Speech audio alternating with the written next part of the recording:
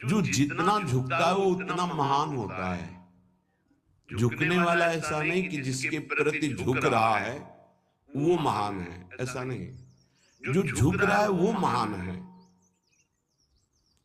दैन्यता। दूसरा है निष्कपटता। हमारे प्रभु की शरणागति की पुष्टता के लिए, शरणागति के तो अलग भाव वर्णन, हमारी शरणागति पुष्ट रहे, नष्ट ना हो। भगवत शरणागति पुष्ट तो भगवत प्रेम निश्चित प्रकाशित होता है।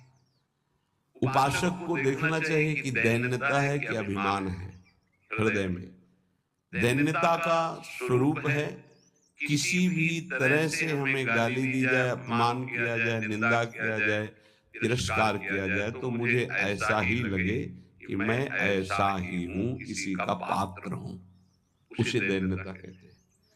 वाणी से हम माइक से बोलेंगे कि हम अधम हैं, बड़े नीच हैं, बड़े ऐसे हैं, ये भी दैन्यता की भाषा है। और हाथ जोड़कर प्रणाम मुद्रा में रहेंगे, ये भी दैन्यता की मुद्रा है।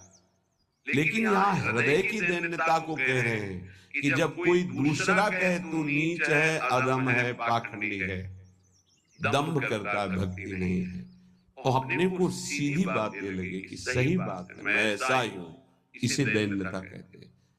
शरणागति हमारी जो विक्षिप्त हो जाती है, जो दोषयुक्त हो जाती है, जो पूर्ण नहीं हो पाती शरणागति, उसका कारण देहाभिमान, उसका कारण गुणाभिमान, साधनाभिमान, इनमें से कोई न कोई अभिमान होता है। इसलिए कह रहे सबसे पहला लक्षण बाबा की विचार में दैन्यता, और ये बहुत प्रिय है दैन्यता भगवान को।